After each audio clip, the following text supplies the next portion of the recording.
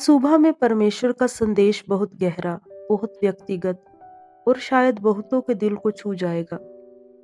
क्या कभी ऐसा हुआ है कि आपने किसी के लिए बहुत प्रार्थना की हो, किसी रिश्ते के लिए, किसी व्यक्ति के लिए, किसी अवसर के लिए, लेकिन परमेश्वर ने उसे आपके जीवन से हटा दिया और आप अभी भी रो रहे हैं, अभी भी इंतजार कर रहे हैं, अभी भी अतीत से चिपके हुए हैं। आज परमेश्वर आपसे वही प्रश्न पूछ रहे हैं जो उन्होंने शमूएल से पूछा, तू शाऊल के लिए कब तक विलाप करता रहेगा? शाऊल कौन था? पहला शमूएल 9 से 15 अध्याय में हम देखते हैं कि शाऊल इज़राइल का पहला राजा, परमेश्वर के द्वारा चुना गया, अभिषिक्त था, लेकिन उसने गलती की।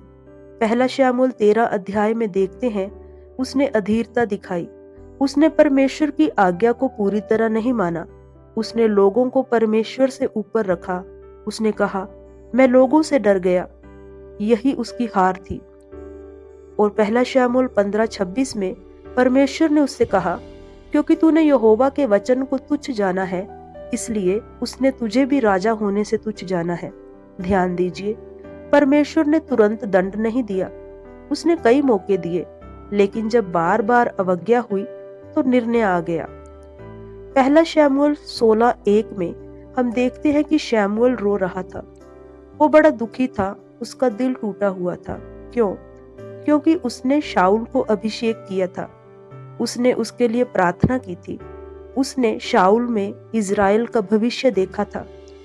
यह सिर्फ एक राजा का पतन नहीं था, यह शमूएल का भावनात्मक टूटना था। आज का शमूएल कौन है?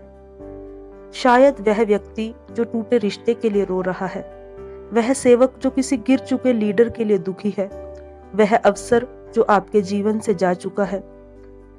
और परमेश्वर आपसे पूछ रहे हैं, कब तक विलाप करते रहोगे? रोना गलत नहीं है, दुख गलत नहीं है, लेकिन जब विलाप हमें आगे बढ़ने से रोक दे तो वह आत्मिक रुकावट बन जाता है। शमूएल रो रहा था, लेकिन उसी समय परमेश्वर दाऊद को तैयार कर रहे थे। अगर हम आगे पढ़ते हैं तो पहला शमूएल 16 अध्याय में परमेश्वर ने कहा, अपने सींग में तेल भर और जा। जब शाऊल अस्वीकार हुआ, उसी समय दाऊद तैयार हो रहा था। इससे हम सीखते हैं कि परमेश्वर का ना भी योजना का हिस्सा है। अस्वीकृति अंत नहीं है, एक अध्याय बंद होता है ताकि दूसरा खुल सके। याद रखिए, परमेश्वर शाऊल को हटाकर इज़राइल को खाली नहीं छोड़ रहे थे, वह दाऊद को ला रहे थे।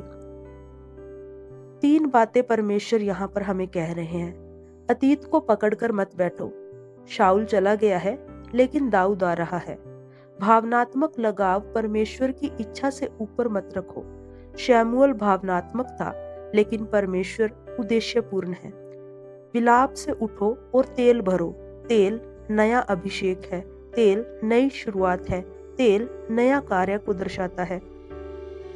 आज के जीवन में यदि कोई रिश्ता टूट गया, कोई अवसर चला गया, कोई व्यक्ति आपकी जिंदगी से निकल गया और आप अभी भी रो रहे हैं, तो आज परमेश्वर कहते हैं, कब तक विलाप करोगे?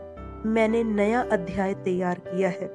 पहला शमूएल 16:13 में दाऊद अभिषिक्त हुआ और परमेश्वर का आत्मा उस पर आ गया। ध्यान दे, आत्मा शाऊल से हट गया, लेकिन आत्मा कहीं नहीं गया, वह दाऊद पर आ गया। परमेश्वर की योजना कभी खाली नहीं रहती। आज आप किसके लिए विलाप कर रहे हैं? शाऊल के लिए या दाऊद के आने की प्रतीक्षा कर रहे हैं? परमेश्वर कह रहे हैं, विलाप बंद करिए, तेल भरिए, उठिए और आगे बढ़िए। आइए प्रार्थना करें। हे पिता परमेश्वर, यदि हम किसी शाऊल के लिए रो रहे हैं तो हमें पहचान दे कि कब रुकना है, हमें साहस दे कि हम अतीत को छोड़ सकें, हमारे जीवन में दाऊद को प्रकट कर, नए अभिषेक के लिए हमें तैयार कर। यीशु मसीह के नाम में आमीन। इसी तरह